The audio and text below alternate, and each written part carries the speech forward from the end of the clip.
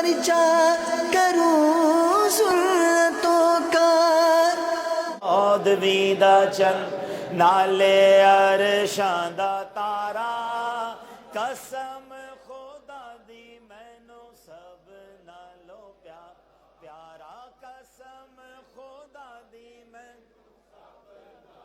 کر کے اشارہ سونا سورج نو موڑدا کر کے دعا سونا سورج نو موڑدا آپے چند توڑدا تے آپے چند جوڑدا آپے چند توڑدا تے آپے چند جوڑدا بگڑی بناوے میرے نبی دا اشارہ بگڑی بناوے میرے نبی دا اشارہ قسم خدا دی مینوں سب نالوں پیارا قسم خدا دی مینوں سب پیارا دنیا تے آئے کوئی تیری نہ مثال دا لب کے لے آواں کتھوں سونا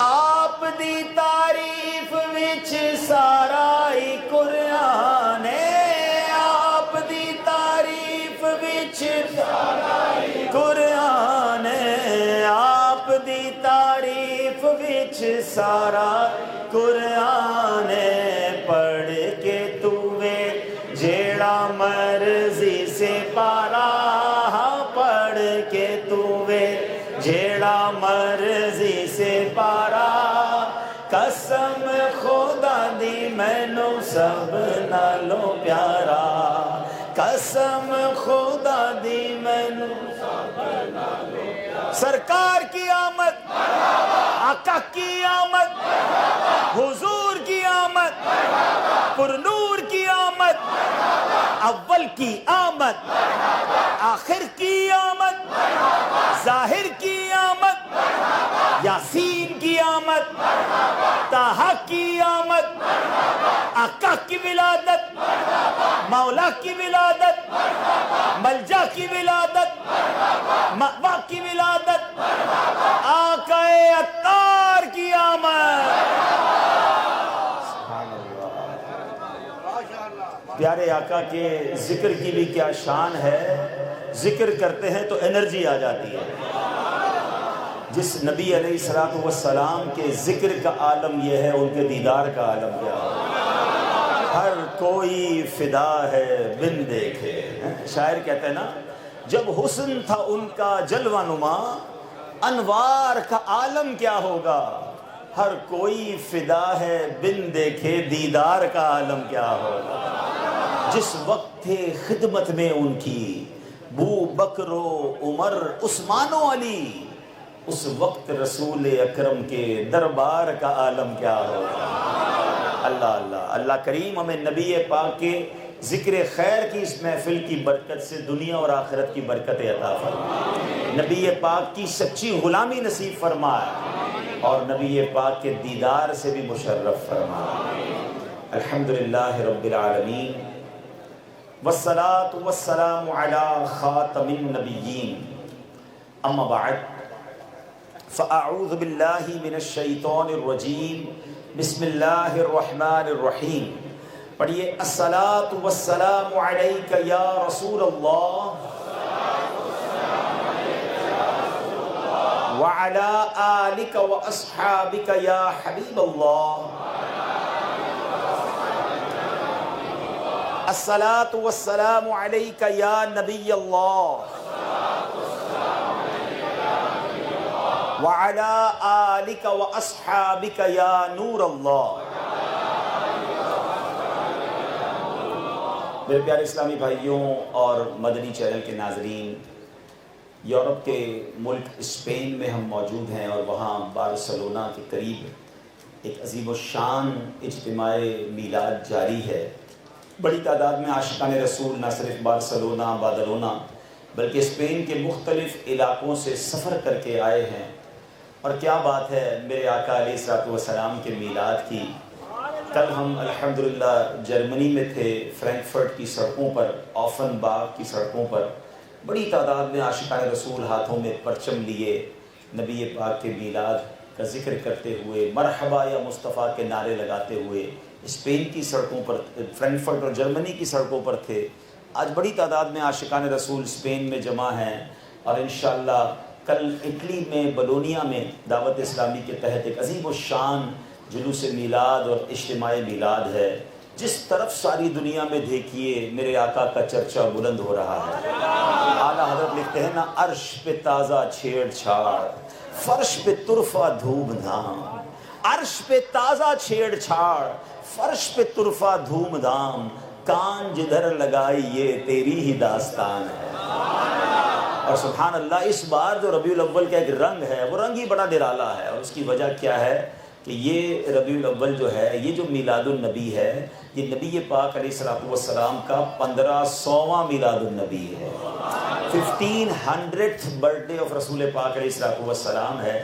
چلیں یہ بھی تھوڑی سی کیلکولیشن سمجھ لیں، کچھ لوگ کنفیوز ہو جاتے ہیں کہ 1500 سال کیسے ہوئے۔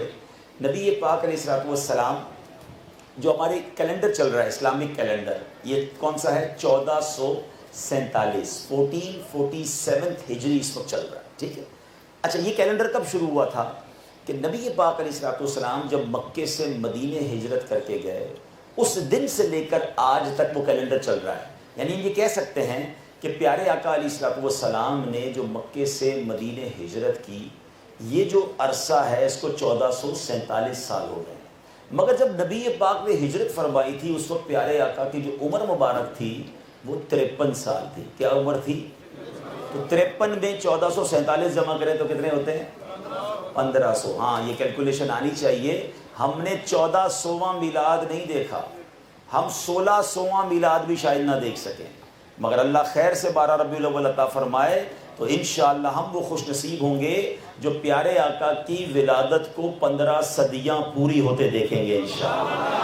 اور سبحان اللہ، اس بار تو دھوم مچی ہوئی ہے پوری دنیا میں، ہر سال ہوتی ہے مگر اس سال اسپیشل ہے۔ OIC نے، پاکستان کی قومی اسمبلی نے، سینٹ نے، دنیا بھر میں قراردادیں منظور ہوئی ہیں کہ چونکہ یہ میلاد النبی 1500واں ہے تو ساری دنیا میں مسلمان اسے دھوم دھام سے منائیں گے۔ میرے اعلیٰ حضرت لکھتے ہیں نا، رہے گا یوں ہی ان کا چرچا، رہے گا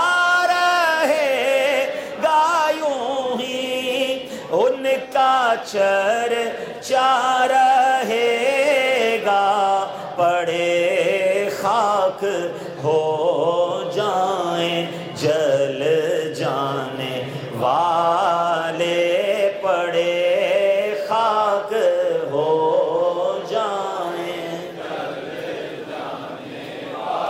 تو انشاءاللہ وسوسوں کا شکار نہیں ہونا ہے، دھوم دھام سے میلاد منانا ہے انشاءاللہ۔ اب آئیے درود پاک کی ایک بڑی پیاری فضیلت آپ کو سناتا ہوں۔ بڑی کمال کی حدیث ہے، میرے آقا کی ہر حدیث ہی کمال کی ہے، مگر یہ حدیث ایسی ہے کہ جس سے ہمیں انشاءاللہ بہت کچھ سیکھنے کو ملے گا۔ پیارے آقا علیہ السلام فرماتے ہیں، ان اللہ وکلا بقبری ملکا اعطاہ اسماع الخلائق۔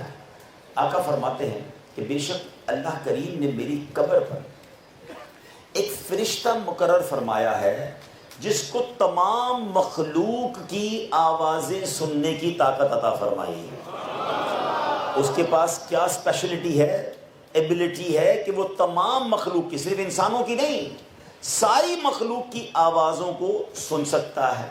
پھر آگے فرمایا اس کا کام کیا ہے، فلا یصلی احد الی یوم القیامہ۔ آقا علیہ السلام فرماتے ہیں قیامت تک میرا کوئی امتی جب مجھ پر درود پڑھتا ہے، وہ فرشتہ کیا کرتا ہے، الا ابلغنی باسمہ و اسم ابی، وہ میری بارگاہ میں اس کا درود بھی پہنچاتا ہے، اس کا اور اس کے والد کا نام یوں لیتا ہے، ھذا فلان ابن فلان قد صلی علیک، حضور آپ کے فلاں غلام نے جس کے والد کا نام یہ ہے اس نے آپ پر درود بھیجا ہے۔ ہاں، اس درود میں، اس حدیث میں ایک عشق کی بات بھی سیکھنی ہے، ایک عقیدے کی بات بھی سیکھنی ہے۔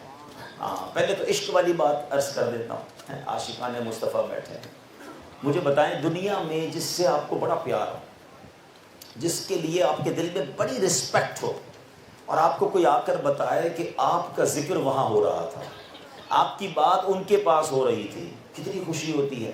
اور آسان کر دیتا ہوں، آپ کو آ کر کوئی بتائے کہ آپ کا ذکر آپ کے پیر صاحب کے پاس ہو رہا تھا، آپ کا وہاں بات ہو رہی تھی آپ کے بارے میں، آپ کیا کہیں گے؟ واقعی میری بات ہو رہی تھی؟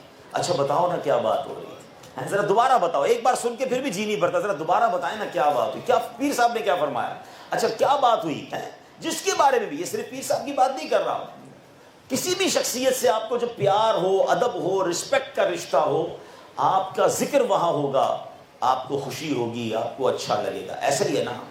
سچ بتاؤ اس امتی کے لیے اس سے بڑھ کر کیا خوشی ہوگی کہ میں ادھر درود پڑھوں، ادھر فرشتہ میرا نام میرے آقا کی بارگاہ میں پہنچا۔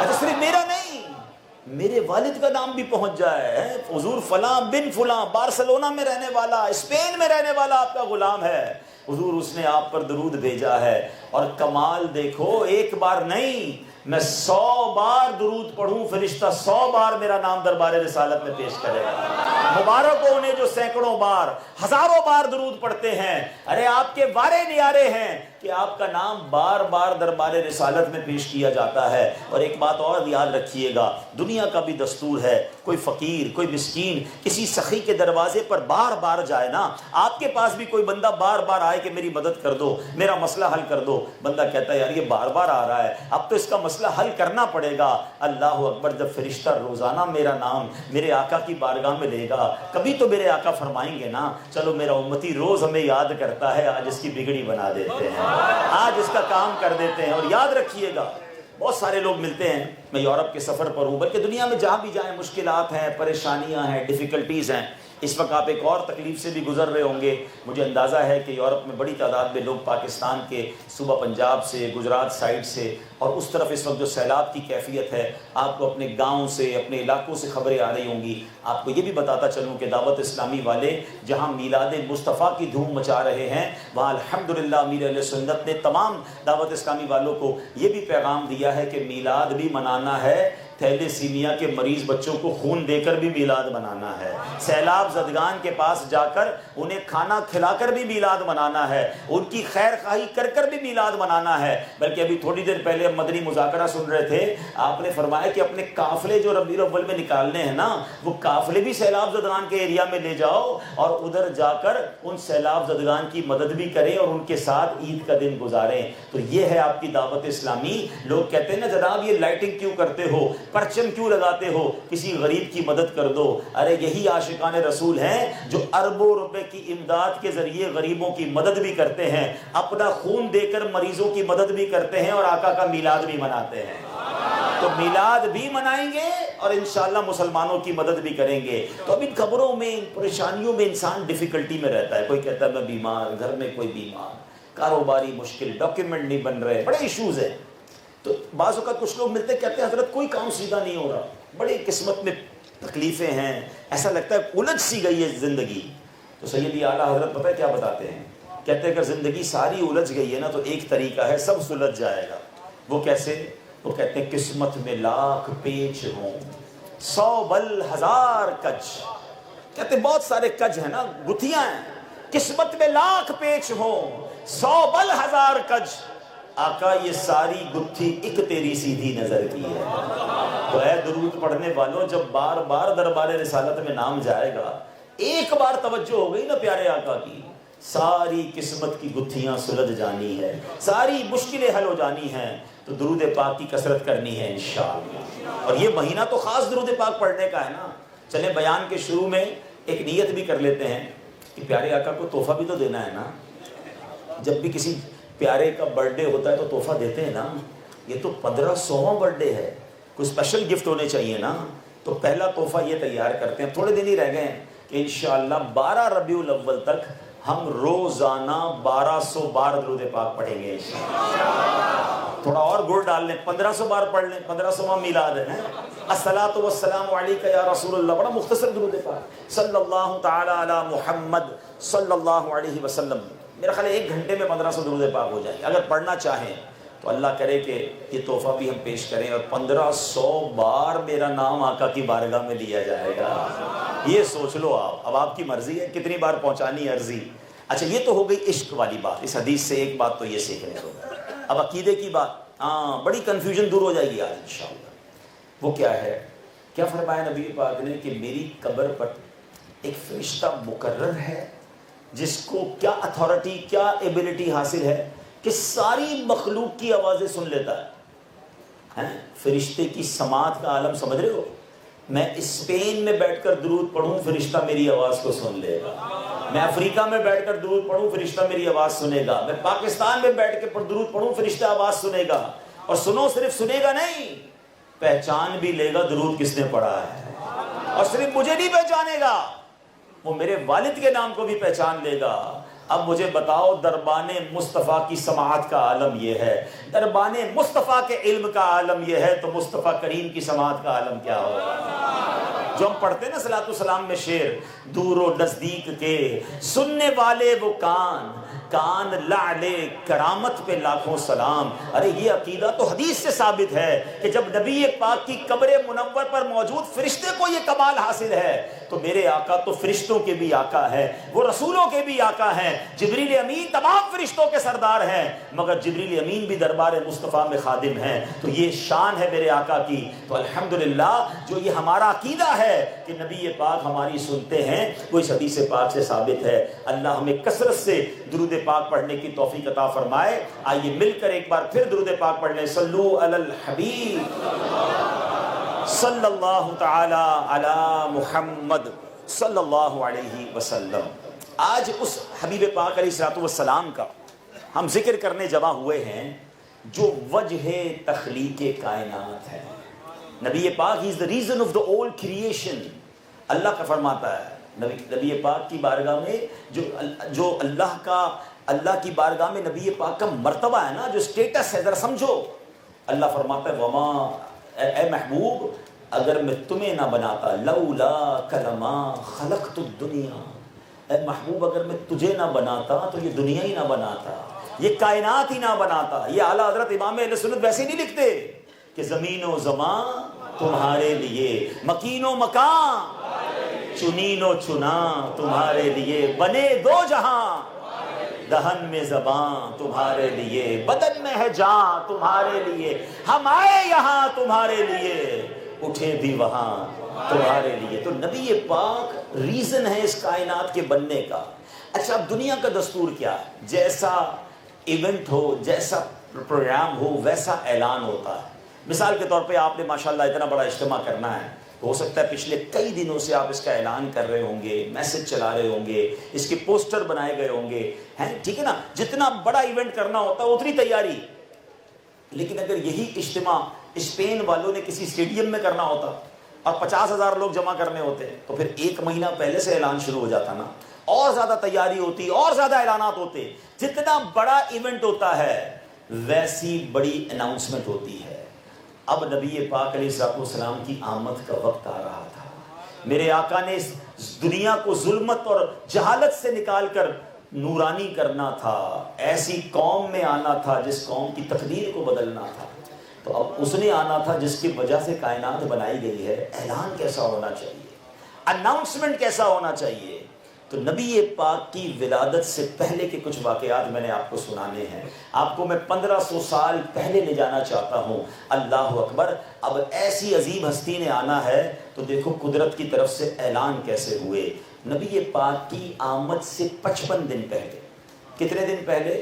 یہ ذرا یاد رکھیے گا, میں نے بیان میں آگے جا کے آپ سے پوچھنا ہے. 55 days before the birth of رسول اللہ علیہ الصلوۃ والسلام. ٹھیک ہے. ایک عجیب واقعہ ہوا. واقعہ کیا ہوا؟ یمن کا ایک بادشاہ تھا جس کا نام تھا ابرہہ. وہ مسلمانوں سے بڑا حسد کرتا تھا. اس کو بڑا تکلیف ہوتی تھی کہ یہ ساری دنیا سے لوگ کیوں جاتے ہیں کعبے پر, مکے جاتے ہیں اور اس کا حج کرتے ہیں, کعبے کا طواف کرتے ہیں, کعبے کی عزت کرتے ہیں. تو اب اس نے کیا کیا, اس نے سوچا میں جا کے کعبے کو ہی گرا دیتا ہوں اور کعبے کے پتھر یمن لے آؤں گا, اس سے اپنا ایک گرجا گھر بناؤں گا, سارے لوگ میرے پاس آ جائیں گے. ناپاک ارادے سے ابرہہ نے کیا کیا, ایک بڑا لشکر تیار کیا ہاتھیوں کا. اچھا اس زمانے میں ہاتھیوں سے لشکر نہیں بنائے جاتے تھے, گھوڑے ہوتے تھے, اونٹ ہوتی تھی, تلواریں ہوتی تھی. یہ ایک نیا اس نے پلان کیا کہ ہاتھی دیکھ کر ویسے ہی سب نے ڈر جانا ہے, گھوڑے اور اونٹ تو قریب نہیں آئیں گے. تو ایک ہاتھیوں کا لشکر بنا کر اس نے مکے پہ چڑھائی کی. اب مکہ پاک کے قریب پہنچ کر اس نے پڑاؤ ڈالا اور مکے والوں پر خوف ڈالنے کے لیے پہلا کام کیا کیا کہ مکے والوں کے تمام مویشی قبضہ کر لیے. اچھا آپ میں سے کچھ لوگ گاؤں وغیرہ سے ہیں, آپ کو پتا ہے اب بھی گاؤں والوں کے لیے بڑی قیمتی چیز ان کے مویشی ہوتے ہیں. ان کی جس طرح ہم کہتے ہیں نا میری اتنی گاڑیاں ہیں, اتنا سونا ہے, اتنے پلاٹ ہیں, وہ کہتے ہیں ہماری اتنی بھینسیں ہیں, اتنے اونٹ ہیں, اتنی بکریاں ہیں. ان کی جو ویلتھ ہوتی ہے وہ جانوروں سے کاؤنٹ ہوتی ہے. تو اس زمانے میں تو پہلے زیادہ یہی تھا. تو مکے کے تمام لوگوں کے اس نے مویشی اونٹ وغیرہ قبضہ کر لیے. اس میں حضرت عبد المطلب کے بھی 200 اونٹ تھے. تو مکے والے حضرت عبد المطلب جو نبی پاک علیہ الصلوۃ والسلام کے دادا جان ہیں, اور دادا جان میں بھی اللہ نے کیسے کمالات دیے تھے. ان کی باڈی سے, ان کے جسم سے مشک کی خوشبو آیا کرتی تھی. ان کی پیشانی پر نور نبوت چمکتا تھا کیونکہ آپ کی نسل میں نبی پاک نے آنا تھا. اور آپ مکے کے رکھوالے تھے, مکے کے والی, گورنر سمجھ لے, اس زمانے کے لیڈر تھے. تو لوگوں نے آ کر کہا ہے عبد المطلب یہ کون آیا ہے اور بڑا لشکر لے کر آیا ہے اور اس نے مکے کو کارڈن آف کر لیا ہے اور ہمارے مویشی لے لیے ہیں. حضرت عبد المطلب نے کہا میں جا کے بات کرتا ہوں. آپ ابرہا کے پاس پہنچے. ابرہا ایک خیمے میں بیٹھا, بڑے کر و فر, بڑے جاہ و جلال, بڑے تکبر کے ساتھ. حضرت عبد المطلب جب اندر داخل ہوئے تو ابرہا نے جب نور نبوت دیکھا, چہرے کی رونق دیکھی, باوقار چہرہ, جیسے ہی اب خیمے میں داخل ہوئے نا, ابرہا ادب سے کھڑا ہو گیا, روب میں آ گیا, اپنے ساتھ بڑی عزت کے ساتھ بٹھایا اور کہتا فرمائیے کیسے آنا ہوا. حضرت عبد المطلب نے بڑی عجیب بات کی جس نے سب کو حیران کر دیا. آپ نے فرمایا کہ تم نے ہمارے مکے والوں کے مویشی قبضہ کر لیے ہیں, جانور پکڑ لیے, سارے ہمیں واپس دے دو. ابرہا کہتا ہے میں تو سمجھا آپ کعبے کے لیے بات کرنے آئے ہوں گے, آپ کی اتنی مقدس عمارت یہاں پر موجود ہے, دنیا بھر سے لوگ آتے ہیں, طواف کرتے ہیں, میں تو اس کو گرانے آیا ہوں, اور آپ مکے کے سردار ہو کر مجھ سے جانوروں کی بات کرنے آئے, مویشیوں کی بات کرنے آئے. حضرت عبد المطلب نے وہ تاریخی جملے ارشاد فرمائے جو آج بھی سیرت کی کتابوں میں سنہرے حروف کے ساتھ لکھے ہیں. آپ نے کیا کمال کا جواب دیا.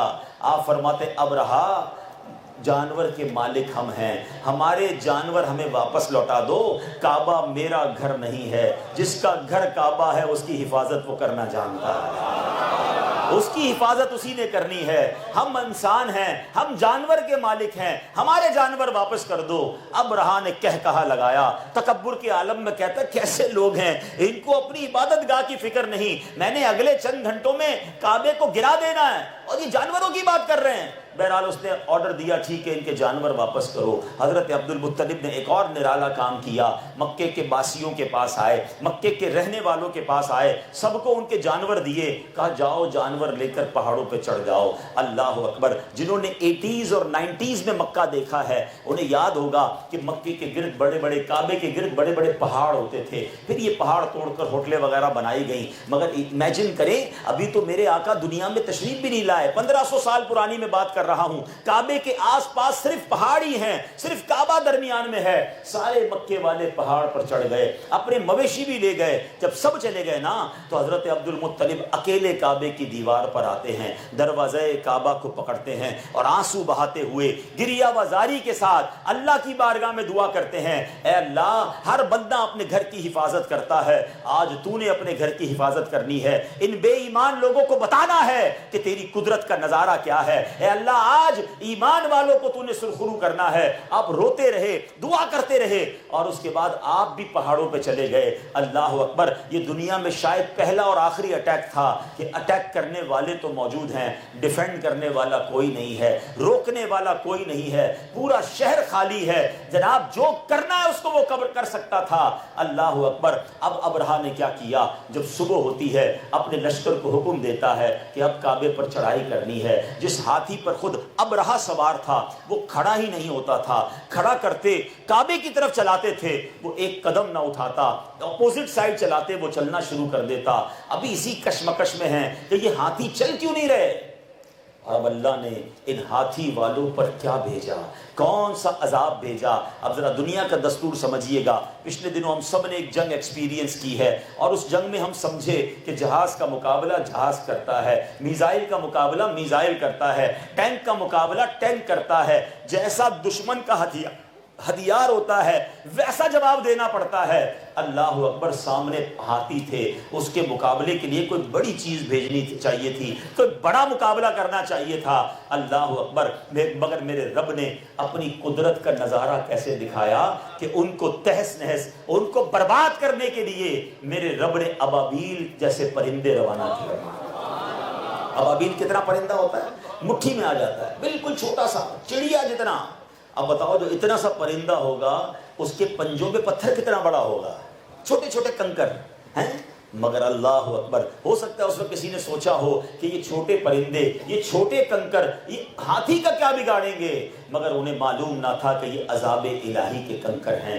اللہ اکبر، رب عز و جل نے اپنی قدرت کا نظارہ کیسے دکھایا کہ وہ ابابیل کے لشکر آئے، ہاتھی والوں پر سنگ باری، پتھر برسانا شروع کیے۔ اور میرے پیارے اسلامی بھائیوں، آج سائنس نے اتنی ترقی کی ہے، بتایا جاتا ہے کہ guided missile, target guided missile بن گئے ہیں۔ آپ ٹارگٹ فٹ کر دیں، وہ میزائل ڈھونڈ کر جا کر اس ٹارگٹ کو ہٹ کرتا ہے۔ اللہ اکبر، آج سائنس نے یہ ٹارگٹ گائیڈڈ میزائل بنائے ہیں۔ 1500 سال پہلے میرے رب نے ابابیل کے لشکر میں جو کنکر تھے نا، مفسرین لکھتے ہیں ہر پتھر پر ہاتھی سوار کا نام لکھا تھا، وہ اسی کے سر پہ جا کر گرتا تھا، اس کو پورے بدن کو چیرتا تھا، ہاتھی کو چیرتا تھا، اور وہ کنکر زمین میں پیوست ہو جاتا تھا۔ یہ ایسی پتھروں کی بارش ہوئی کہ پرچے اڑا دیے، ایک بھی ہاتھی سوار اور ان کا ہاتھی باقی نہ بچا۔ اللہ اکبر، یہ واقعہ رب عز و جل نے قرآن میں کیسے بیان فرمایا۔ آپ نے سورہ فیل کئی بار سنی ہوگی، مگر آپ آج ذرا اس منظر کو مد نظر رکھتے ہوئے سورہ فیل کی تلاوت سنیے۔ اللہ فرماتا ہے بسم اللہ الرحمن الرحیم، الم تر کیف فعل ربک باصحاب الفیل۔ اے محبوب، کیا آپ نے نہ دیکھا کہ تمہارے رب نے ان ہاتھی والوں کا کیا حال کیا؟ الم یجعل کیدہم فی تضلیل، کیا اس نے ان کے مکر و فریب کو تباہی میں نہ ڈالا؟ وَأَرْسَلَ عَلَيْهِمْ طَيْرًا أَبَابِيلَ، اللہ کریم نے ان پر فوج در فوج پرندے بھیجے۔ پرندوں نے کیا کیا؟ تَرْمِيهِمْ بِحِجَارَةٍ مِّن سِجِّيلٍ، فرمایا وہ انہیں کنکر کے پتھروں سے مارتے تھے۔ What is the result? What was the result? Result کیا نکلا؟ فَجَعَلَهُمْ كَعَصْفٍ مَأْكُولٍ، تو انہیں چبائے ہوئے جانوروں کے کھائے ہوئے بھوسے کی طرح کر دیا، ان کے پرچے اڑا کر رکھ دیے۔ اللہ اکبر، اس واقعے کے بارے میں علماء کہتے ہیں یہ شاندار اعلان تھا، یہ اناؤنسمنٹ تھا، یہ پوری دنیا کو یہ پیغام تھا کہ کعبے کی طرف نظر نہ اٹھانا، کیونکہ اب کعبے کا رکھوالا آنے والا ہے، کعبے کو عزت دینے والا آ رہا ہے۔ وہ کعبہ جس کے اندر 307 بت ہیں، ان بتوں کو نکال کر اس کعبے کی پاکیزگی میں اضافہ کرنے والا اور اس کے احترام میں اضافہ کرنے والا آ رہا ہے۔ اب کعبے کی طرف میلی نظر نہیں اٹھانی ہے۔ اور یہ ایک اناؤنسمنٹ نہیں تھا، ایسے اور بھی دنیا میں عجیب واقعات ہوئے۔ مکے میں عرب کی سرزمین پر شاندار بارشیں ہوئیں، سبزہ اگایا، قحط سالی ختم ہو گئی، بلکہ ایسی رونق ہوئی، فصلیں اتنی تگڑی ہوئی کہ جانور بھی جناب مضبوط ہونے لگے، فربا ہو گئے، سب کے جانور اتنے فربا ہو گئے، روایتوں میں آتے ایسا لگتا تھا جانور کہیں پھٹ نہ جائیں، اتنے تگڑے ہو گئے کیونکہ اتنی فصلیں اچھی ہوئیں۔ اور اس کے بعد جب نبی پاک کی ولادت کا وقت آیا، وہ صبح صادق کا وقت آیا، وہ 12 ربیع الاول کا دن آیا، جب نبی پاک دنیا میں تشریف لائے، 360 بت کعبے کے اندر تھے، وہ سارے کے سارے گر گئے۔ کیسر و کسریٰ کے محلات میں زلزلہ آنا شروع ہو گیا۔ ایک ایسی آگ آتش پرستوں نے روشن کی تھی، یہ جو مجوسی ہوتے ہیں آگ جلا کر عبادت کرتے ہیں، فارس کے اندر جس کو آج ہم ایران کہتے ہیں، وہاں 1000 سال سے آگ جلائی ہوئی تھی۔ ان کا کہنا تھا یہ آگ ہم بجھنے نہیں دیں گے، یہ ہمارے عقیدے کی دلیل ہے۔ مگر جس وقت نبی پاک دنیا میں تشریف لائے، وہ آگ بھی بجھ گئی۔ گویا یہ ہر طرف اعلان تھا کہ آئی نئی حکومت، سکہ نیا چلے گا، آئی نئی حکومت، سکہ نیا چلے گا۔ عالم نے رنگ بدلا صبح شب ولادت، 1000 سال کی روشن شدہ بجھی آتش، 1000 سال کی روشن شدہ بجھی آتش، یہ کفر و شرک کی آتش بجھانے آئے ہیں، یہ کس شہنشاہ والا کی آمد آمد ہے، بولو مرحبا مرحبا، بولو با دیوانوں بولو مرحبا. اللہ اکبر. یہ ہے میرے آقا کی شان. اب ذرا قرآن سے ایک خوبصورت بات سیکھ لو, عقیدہ اور مضبوط ہو جائے گا. قرآن کیا کہتا ہے؟ الم تر کیف فعل ربک باصحاب الفیل. اے محبوب آپ نے نہ دیکھا کہ اللہ کریم نے ہاتھی والوں کا کیا حال کر دیا. کیا کہا آپ نے؟ نہ دیکھا. لیکن کیا پیارے آقا دنیا میں تشریف لا چکے تھے؟ بتائیے نا. یہ واقعہ کب کا ہے؟ یاد کروایا تھا میں نے, کچھ یاد ہے نا؟ کتنے دن پہلے؟ پیارے آقا علیہ السلام کی ولادت سے 55 دن پہلے کا واقعہ ہے. اور قرآن کہتا ہے محبوب آپ نے نہ دیکھا. اس کا کیا مطلب ہے؟ اس کا مطلب یہ ہے دیکھتا وہی ہے جو کہیں موجود ہوتا ہے. ہائے ہائے ہائے. اب سنو میرے آقا کی حدیث. میرے آقا علیہ الصلوۃ والسلام فرماتے ہیں کنت نبیا وآدم بین الروح والجسد. میں اس وقت بھی نبی تھا جب آدم علیہ السلام روح اور جسم کے درمیان تھے. اللہ اکبر. ہم جو یہ نعرہ لگاتے ہیں نا, اول کی آمد مرحبا, آخر کی آمد مرحبا, کچھ لوگوں کو یہ تو سمجھ آ جاتا ہے کہ آخر کی آمد تو ٹھیک ہے, آپ آخری نبی ہیں. یہ دعوت اسلامی والے اول کی آمد کا نعرہ کیوں لگاتے ہیں؟ ارے میرے آقا کو رب عز و جل نے اپنے نور سے سب سے پہلے پیدا فرمایا. اب آئیے ایک اور بڑی پیاری عشق والی بات. ہاں, نبی پاک علیہ السلام اور حضرت جبریل امین کا بڑا خوبصورت مکالمہ ہوا. یہاں بزرگ بیٹھے ہیں. ویسے یہ جو 70 80 100 سال کے بزرگ ہو نا, تو آپ کبھی ان سے پوچھیں کہ حضور آپ کی عمر کتنی ہے, ڈیٹ آف برتھ بتائیں. تو وہ جو بزرگ تھے نا, وہ کیونکہ اس زمانے میں 80 100 سال پہلے ڈیٹ آف برتھ کا اتنا زیادہ اسٹرکٹ معاملہ نہیں تھا, تو وہ کسی واقعے کے ساتھ عمر بتاتے ہیں. وہ کہتے ہیں جب پاکستان بنا تھا نا تو میری عمر اتنی تھی, 65 کی جنگ میں یہ میری عمر اتنی تھی, یا فلاں واقعے کے بعد میں پیدا ہوا تھا. وہ کسی واقعے کے ساتھ عمر بتاتے ہیں, ایگزیکٹلی ڈیٹ نہیں بتاتے. ٹھیک ہے. جبریل امین سے نبی پاک نے سوال کیا, اے جبریل تمہاری عمر کتنی ہے؟ حضرت جبریل وہ ہیں جنہوں نے سارے نبیوں سے ملاقات کی ہے. ہاں, یہ ہر نبی کے صحابی ہیں. حضرت آدم سے لے کر جناب رسول اللہ صلی اللہ تعالیٰ علیہ وسلم ہر نبی کا دیدار کیا ہے. پیارے آقا نے پوچھا ہے جبریل یہ تو بتاؤ تمہاری عمر کتنی ہے؟ حدیث کا خلاصہ. اب جبریل امین نے کیسے جواب دیا؟ کہتے ہیں حضور عمر تو یاد نہیں ہے. آسمان پر ایک ستارہ ہے جو ایوری 70,000 ایئرز کے بعد چمکتا ہے. ہر 70,000 سال کے بعد آسمان پر ایک ستارہ چمکتا ہے. حضور میں نے وہ ستارہ 70,000 مرتبہ دیکھا. کبھی کیلکولیٹر نکالیے گا اور کیلکولیٹ کیجئے گا 70,000 ملٹیپلائی بائی 70,000, شاید جواب دے جائے گا کیلکولیٹر. جبریل امین کہتے ہیں حضور میں نے وہ ستارہ 70,000 بار دیکھا ہے. اب سنو میرے آقا کا جواب. آئے ہائے. آقا فرماتے ہیں جبریل وہ ستارہ میں ہی ہوں. اے جبریل تیرے نبی علیہ السلام کے نور کو رب نے اپنے نور سے سب سے پہلے پیدا فرمایا. وہی ہے اول, وہی ہے آخر, وہی ہے ظاہر, وہی ہے باطن. اسی کے جلوے, اسی سے ملنے, اسی سے اس کی طرف گئے تھے. اب آگے سنو. میرے آقا علیہ السلام نے ایک اور سوال کیا. اے جبریل یہ تو بتاؤ تم نے سارے نبیوں کو دیکھا ہے, کوئی مجھ سا بھی دیکھا ہے؟ کوئی مجھ سا بھی دیکھا ہے؟ ایسا ہوتا ہے ہم بھی جو بندہ کوئی ملے نا کہ یار میں نے ساری دنیا دیکھی ہے, تو لوگ کہتے ہیں یار آپ نے ساری دنیا دیکھی ہے, ذرا بتائیں ہمارا ملک کیسا لگا ہے, سوال کرتے ہیں. پیارے آقا نے کہا ہے جبریل سارے نبیوں سے ملے ہو, کوئی مجھ سا بھی دیکھا ہے؟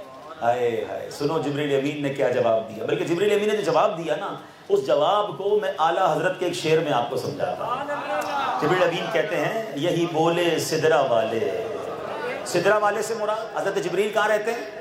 سدرۃ المنتہا. یہی بولے سدرا والے چمنے جہاں کے تھالے, آقا سبھی میں نے چھان ڈالے. تیرے پائے کا نہ پایا, تجھے یک نے یک بنایا, تجھے یک نے یک بنایا. حضور آپ جیسا میں نے پوری کائنات میں کوئی اور نہیں دیکھا. میرے آقا نے ایک اور سوال کیا. اچھا اب ایک اور خوبصورت بات. جبریل امین رہتے کہاں تھے؟ سدرۃ المنتہا. ٹھیک ہے, 7ویں آسمان کے بھی اوپر ہے. یہ کتنا دور ہے؟ محدثین نے لکھا کہ زمین سے پہلے آسمان کا جو فاصلہ ہے نا 500 سال کا سفر ہے. پہلے آسمان سے دوسرے آسمان کا سفر 500 سال کا ہے, پھر دوسرے سے تیسرے کا 7 آسمان ہو گئے. اس کے بھی اوپر سدرۃ المنتہا. اور جبریل امین ہر نبی کے پاس آتے تھے. تو کچھ انبیاء ایسے تھے جن کے پاس جبریل امین ان کی زندگی میں 5 بار آئے. کسی کے پاس 10 بار، کسی کے پاس 50 بار، کسی کے پاس 100 بار حاضر ہوئے۔ آپ کو پتہ ہے میرے آقا علیہ السلام کی بارگاہ میں کتنی بار حاضر ہوئے؟ ہاں، یہ بڑا خوبصورت ثواب ہے اس کا۔ پہلے میں تھوڑا سا آپ کو نبی پاک کی حیات طیبہ کی کیلکولیشن بھی سکھانا چاہتا ہوں۔ ینگسٹر بیٹھے ہیں، اچھا پتہ بھی ہونا چاہیے۔ ایک دو سوال کرتا ہوں، یہ بتائیں کہ نبی پاک علیہ السلام کی جبریل امین سے پہلی ملاقات کہاں ہوئی تھی؟ کون بتائے گا؟ ارے کسی غار میں ہوئی تھی، اب تو بتا دو۔ غار حرا میں۔ اچھا، اب اس وقت عمر مبارک کتنی تھی؟ کتنی عمر تھی؟ 40 سال۔ پہلی وہی 40 سال کی عمر میں نازل ہوئی نا، تو پہلی ملاقات کب ہوئی؟ 40 سال کی عمر مبارک میں۔ پیارے آقا علیہ السلام نے اس دنیا کو کتنے سال اختیار کیا؟ حیات طیبہ کتنے سال ہے؟ 63 میں سے 40 نکال دو، کتنے سال بنے؟ 23 سال۔ اٹلی والو، اسپین والو حساب آتا ہے نا، کتنے سال ہو گئے؟ 23 سال۔ اب تھوڑا مشکل سوال ہے، 23 سال کے دن کتنے بنتے ہیں؟ ہاں چلو میں آسان کر دیتا ہوں۔ ایک سال اسلامی سال تقریباً 360 دن کا ہوتا ہے، تو 10 سال کے کتنے ہو گئے؟ 3600 دن۔ 20 سال کے کتنے ہو گئے؟ 7200 دن۔ ٹھیک ہے، ساتھ رہے میرے، سمجھ رہے ہیں ساتھ؟ تھوڑا بہت حساب بھی پکا ہونا چاہیے انسان۔ اب بقیہ 3 سال رہ گئے، اندازاً اس کے 1000 دن اور گن لیں، تو یہ تقریباً 8300 دن بنتے ہیں۔ ٹھیک ہے، 8300 دن ہیں نبی پاک کی پہلی ملاقات سے دنیا سے پردہ فرمانے تک۔ آپ کو پتہ جبریل امین کتنی بار آئے؟ 24000 مرتبہ، 24,000 ٹائمز جبریل امین ملاقات کرنے آئے۔ اچھا، کئی دن ایسے تھے کہ جبریل امین کئی دنوں تک نہیں آئے، تو اس کا مطلب یہ ہوا کہ کچھ ایسے دن بھی گزرے ہوں گے، کبھی 10 بار کبھی 12 بار بھی حاضر ہوئے ہوں گے، ایک دن میں کئی بار حاضری ہو رہی ہے۔ اچھا، یہ کیوں آ رہے ہیں؟ بار کیوں آ رہے ہیں؟ اتنا دور سے کیوں آ رہے ہیں؟ جب عشق والا سوال ہو نا تو جواب خاندان اعلیٰ حضرت سے ملتا ہے۔ ہاں، مولانا حسن ادا خان صاحب سے پوچھو کہ بتائیں تو صحیح، یہ جبریل امین بار کیوں آتے تھے؟ ایک دن میں اتنی بار کیوں آتے تھے؟ آئے ہائے، مولانا حسن ادا خان صاحب لکھتے ہیں، بے لکھائے یار ان کو چین آ جاتا اگر۔ لکھا کہتے ملاقات کو، کہتے ایک بار آئے پیارے آقا کی بارگاہ میں، جلوہ جانا دیکھا، چہرہ مصطفیٰ دیکھا، پیاری باتیں سنی، کہتے اب سدرۃ المنتہا پہ چین ہی نہیں آتا تھا، اب قرار ہی نہیں آتا تھا۔ بے لکھائے یار ان کو چین آ جاتا اگر، بار آتے نہ یوں جبریل سدرہ چھوڑ کر۔ ارے بار اس لیے آتے کہ آقا سے ملے بغیر چین ہی نہیں آتا تھا۔ اور سنیے ایک اور عقیدے کی بات، ارے سدرۃ المنتہا سینکڑوں سال کی راہ پر ہے، ایک دن میں اگر 12 بار بھی 10 بار بھی جبریل امین آ سکتے ہیں، تو رفتار جبریل کا عالم یہ ہے، تو رفتار مصطفیٰ کا عالم کیا ہوگا؟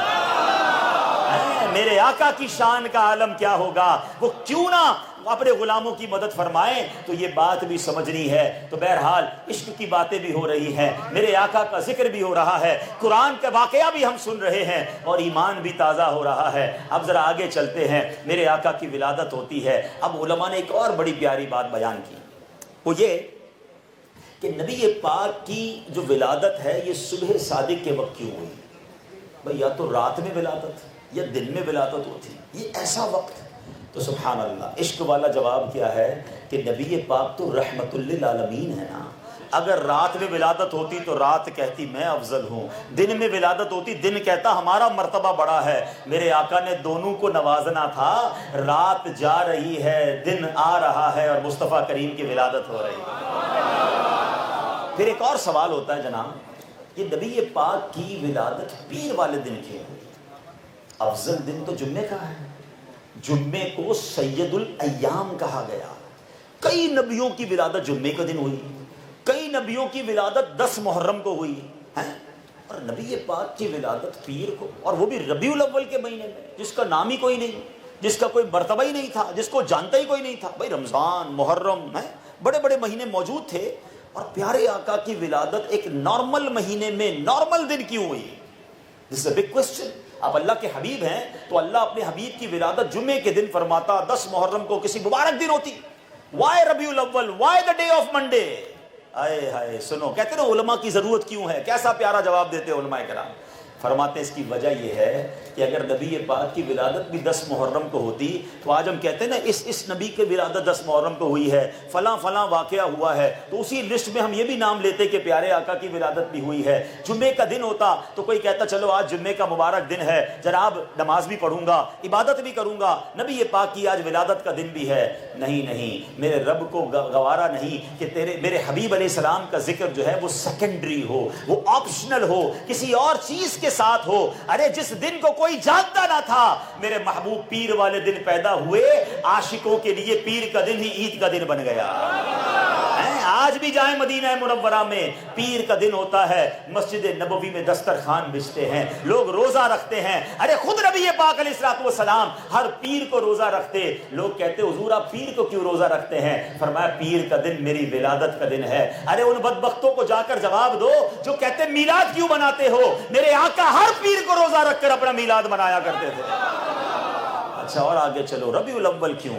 ربیع الاول کو کوئی نہیں جانتا تھا، مگر نبی پاک کی ولادت اس مہینے میں ہوئی۔ اب عاشقوں کے لیے یہ ربیع النور بن چکا ہے، سارا سال اس کے چاند کا انتظار رہتا ہے، پوری دنیا میں چراغا ہوتا ہے۔ ارے رمضان میں ولادت ہوتی تو رمضان میں ویسے ہی مسجدیں سجائی جاتی ہیں، لوگ کہتے ہیں رمضان کی تعظیم میں بھی مسجد سجائی ہے، ولادت مصطفیٰ کی تعظیم میں بھی سجائی ہے۔ نہیں جناب، ربیع الاول کی اسپیشل تقریبات ہوں، اسپیشل ذکر مصطفیٰ ہو، صرف میرے حبیب کی باتیں ہوں، یہ میرے رب کی شان ہے۔ اور اب بریلی کے تاجدار سے پوچھو پیر کے دن کی شان کیا ہے؟ میرے رضا کہتے ہیں جمعہ مکہ تھا عید اہل عبادت کے لیے۔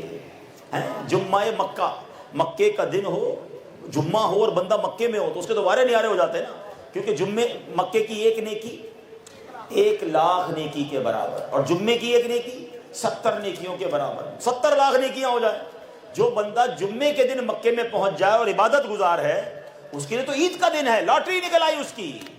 مگر میرے رضا سے پوچھو، کہتے ہیں جمعہ مکہ تھا عید اہل عبادت کے لیے، مجرموں آؤ یہاں عید دوشنبہ دیکھو۔ فارسی میں دوشنبہ کہتے پیر کو، کہتے ہیں ٹھیک ہے عبادت گزار مکے میں جمعے کا دن پا کر بڑے خوش ہوتے ہیں، مگر ہم غلاموں سے پوچھو جب مدینے میں پیر کا دن مل جائے تو ہماری عید بن جایا کرتی ہے۔ تو کیا شان ہے، کیا خوبصورت بات ہے۔ ایک اور علماء بات کرتے ہیں، ایک سوال، اللہ کے نزدیک تو مکہ پاک بڑا معظم شہر ہے، تو نبی پاک کا روضہ مدینے میں کیوں ہے؟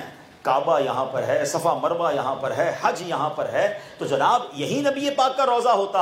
یہ مدینے میں جس کو کوئی جانتا نہ تھا، یہ جناب بہت دور ایک بستی میں نبی پاک نے مسکن بنایا۔ اللہ اکبر۔ علماء نے اس کا بھی عشق بھرا جواب دیا کہ اگر مکے میں مزار مصطفیٰ ہوتا تو جناب لوگ کہتے عمرہ کرنے جا رہا ہوں، حج بھی کروں گا اور ساتھ روضہ رسول پر حاضری بھی دے دوں گا، ضمناً آپشنل یہ کام ہوتا۔ نہیں، میرے حبیب کا مسکن وہاں ہو کہ حاجی بے شک حج کر لے، عمرہ کر لے، طواف کر لے، اور اب سفر کرے تو میرے حبیب کی بارگاہ کے لیے سفر کرے۔ ارے دنیا میں کوئی ایسا شہر ہے تو بتائیے کہ جس کو دیکھنے کے لیے کروڑوں آنکھیں اشکبار ہوں، دنیا کی ہر زبان میں قصیدے لکھے جاتے ہوں، آج بھی عاشق رسول کے سامنے لفظ مدینہ کہو اس کا دل تڑپ جاتا ہے، اس کی آنکھوں میں آنسو آ جاتے ہیں۔ ایسی محبت اللہ نے عاشقان رسول کے دل میں شہر مدینہ کی ڈالی ہے۔ یہی بات تو اعلیٰ حضرت کہتے ہیں کہ حاجیوں آؤ شہنشاہ کا روضہ دیکھو، کعبہ تو دیکھ چکے اب کعبے کا کعبہ دیکھو۔ یعنی اسپیشلی لوگ مدینے کا سفر کریں اور میرے حبیب کے شہر کی بات ہو۔ اللہ اکبر۔ مولانا حسن رضا خان صاحب لکھتے ہیں نا، حسن حج کر لیا، حسن حج کر لیا، کعبے سے آنکھوں نے ضیا پائی، چلو دیکھیں وہ بستی جس کا رستہ دل کے اندر ہے۔ تو کیا بات ہے میرے آقا کی اور ان کے ذکر خیر کی۔ اب میں آتا ہوں اسی بیان کو ایک اور طرف لے چلتے ہیں۔ نبی پاک کی ولادت ہوتی ہے، بچپن کا وقت ہے، اور مکے میں ایک دستور تھا، عرب کے لوگوں میں ایک دستور تھا کہ وہ اپنے بچوں کو دودھ پلانے کے لیے دائیوں کے حوالے کرتے تھے۔ اس کی 2-3 ریزن ہوتی تھی کہ گاؤں میں لے جاتی تھی وہ دائیاں، ان کی نشو و نما اچھی ہوتی تھی، آب و ہوا اچھی ہوتی تھی، اور عرب کے لوگوں کو اپنی زبان سے بڑا پیار تھا۔ وہ چاہتے تھے ان کی زبان پراپر طریقے سے لوگ سیکھیں۔ آپ دیکھیں جتنے بھی شہر ہوتے ہیں نا، میگا سٹی جس کو ہم کہتے ہیں، ملٹی لینگویج سٹیز میں زبان خراب ہو جاتی ہے، سارے لوگ مل کر رہتے ہیں تو کسی نہ کسی کی زبان کا کوئی ورڈ آ جاتا ہے، ہماری ایکچوئل لینگویج ڈسٹرب ہو جاتی ہے۔ عرب کے لوگ چاہتے تھے کہ بچوں کی لینگویج مضبوط ہو، تو انہوں نے کیا کیا، وہ کیا کرتے تھے، اپنے بچوں کو بچپن میں کسی گاؤں میں بھیج دیتے جہاں دودھ پلانے والی دائیاں دودھ بھی پلاتی، ان کی نشو و نما بھی ہوتی۔ اب نبی پاک کی جب ولادت ہوئی نا تو پیارے آقا کے والد محترم ولادت سے پہلے ہی وصال فرما گئے تھے۔ بی بی حلیمہ سعدیہ کہتی میں مکے گئی اس سال، وہ بھی دائی تھی، کہتی میں خود بھی کمزور، میرے جانور بھی کمزور، غربت کا عالم، میری باڈی بھی بڑی لاغر، میں جب گئی تو مجھے کسی نے بھی اپنا بچہ نہیں دیا، مگر میں نے دیکھا ایک نور برساتے چہرے والا بچہ ہے جس کو کسی دائی نے نہیں لیا۔ میرے پوچھنے پر بتایا کیوں نہیں لیا، کہ ان کے والد کا انتقال ہو گیا ہے، ان کو لے بھی جائیں گے تو پیسے زیادہ ملیں گے نہیں، انعام نہیں ملے گا۔ تو میں نے سوچا خالی ہاتھ جانے سے بہتر ہے میں ہی اس نورانی بچے کو لے جاتی ہوں۔ بچے کا چہرہ بڑا پیارا، چہرے سے نور کی کرنیں پھوٹ رہی ہیں۔ بی بی حلیمہ کہتی میں نے سینے لگایا، جیسے ہی سینے لگایا دل کو ڈھارس ملنا شروع ہو گیا۔ بی بی حلیمہ کہتی جب میں مکے آ رہی تھی نا تو میرا جانور جو تھا، جو کھچر یا اونٹنی تھی، وہ سب سے پیچھے رہ جاتی تھی۔ مجھے قافلے والے ڈانٹتے تھے، ٹونٹ کرتے تھے، اے حلیمہ تیری وجہ سے قافلہ ڈیلے ہو جاتا ہے، تیرا کھچر پیچھے رہ جاتا ہے، تیری اونٹنی پیچھے رہ جاتی ہے۔ بی بی حلیمہ کہتی نبی پاک کو لے کر جب گاؤں کی طرف جانے لگے، میرا خچر سب سے آگے ہے، میری اونٹنی یا خچر سب سے آگے ہے۔ گاؤں والے کہتے ہیں حلیمہ جانور بدل لیا، یہ اتنا تگڑا اتنا تیز جانور کیسے ہو گیا؟ بی بی حلیمہ سعدیہ نے ان لوگوں کو پتہ ہے کیا جواب دیا؟ وہ کہتی تھی یہ کہتی تھی گھر گھر میں جا کر حلیمہ، میرے گھر میں خیر الورا گئے ہیں، بڑے اوج پر ہے میرا اب مقدر، میرے گھر حبیب خدا۔ گاؤں پہنچ گئے، اب گاؤں پہنچے، اب وہاں یہ ہوا کہ گاؤں میں کیا ہوتا تھا کہ رات کو چراغ بجھا دیے جاتے تھے نا، ابھی تو یہاں لائٹیں جلتی ہیں، چراغ بجھا دیے جاتے تھے تو ماشاءاللہ ماشاءاللہ۔ تو اب کیا ہوا، گاؤں والے چراغ بجھا دیتے تھے، لیکن بی بی حلیمہ سعدیہ کے گھر سے ساری رات روشنی آتی تھی۔ گاؤں والوں نے کہا کہ اے حلیمہ تمہارے پاس لگتا ہے بڑے پیسے آ گئے، ساری رات چراغ جلاتی ہوں۔ کہتی میں تو چراغ نہیں جلاتی، جو نورانی چہرے والا بچہ لائی ہوں ساری رات ان کے چہرے سے نور کی کرنیں گزرتی ہیں، میرا گھر جگمگاتا ہے۔ یہ ظلمت سے کہہ دو کہ ڈیرے اٹھا لے، کہ ہے ہر طرف اب اجالے اجالے اجالے اجالے، کہا جن کو حق نے سراجم منیرا، کہا جن کو حق نے سراجم منیرا، میرے گھر وہ نور خدا گئے۔ اب بی بی حلیمہ کے بھاگ جاگ گئے۔ ابھی آگے واقعہ ختم کرتا ہوں، پھر بیان بھی ختم کرتا ہوں، مگر ایک سوال ہے۔ بی بی حلیمہ سعدیہ کے علاوہ مکے میں بہت ساری دائیاں آئیں، بڑے بڑے سرداروں کے بچوں کو لے گئیں، کسی دائی کا نام یاد ہے؟ کسی کو جانتے ہو؟ ہمیں کسی کے بارے میں کچھ نہیں پتا۔ آج 1500 سال ہو گئے ہیں، بی بی حلیمہ کا چرچا بلند ہے۔ کون سی سیرت کی کتاب ہے؟ ارے جس نے نبی پاک کی سیرت لکھنی ہے اس نے بی بی حلیمہ سعدیہ کا نام لکھنا ہے۔ اللہ اکبر۔ ایک گاؤں میں رہنے والی ایک غریب عورت جو مفتیہ نہیں، جو عالمہ نہیں، جس نے کوئی دین کی بہت بڑی خدمت اور کارنامے سر انجام نہیں دیے، بس میرے آقا سے نسبت جڑی ہے، نبی پاک کی خدمت کیا کی ہے، ساری دنیا میں ان کے نام کے چرچے ہیں۔ تو یہ بات مجھے اور آپ کو سیکھنی ہے کہ ان کے جو غلام ہو گئے، وقت کے امام ہو گئے، ان کے جو غلام ہو گئے، وقت کے امام ہو گئے، نام لیوا ان کے جو ہوئے، ان کے اونچے نام ہو گئے۔ لوگ کہتے ہیں میں ٹک ٹاک پر مشہور ہو جاؤں، میں فیس بک پہ مشہور ہو جاؤں، جناب یوٹیوب پر کوئی ایسا اکاؤنٹ بناؤں اور کوئی ایسا ٹیڑھا کام کروں، فالوور مل جائیں۔ ارے چند دن کے فالوورز کے لیے، چند دن کے لائکس کے لیے اللہ رسول کو ناراض نہ کرنا، یہ چند دن کی شہرت کے بعد بربادی مقدر ہوتی ہے۔ مگر جو واقعی غلام مصطفیٰ ہوتا ہے، جو واقعی نبی پاک کی شان کو بیان کرتا ہے، اللہ ان کے ناموں کو بلند فرما دیتا ہے۔ آپ دیکھو نا، 1000 سال سے زیادہ عرصہ ہو گیا ہے،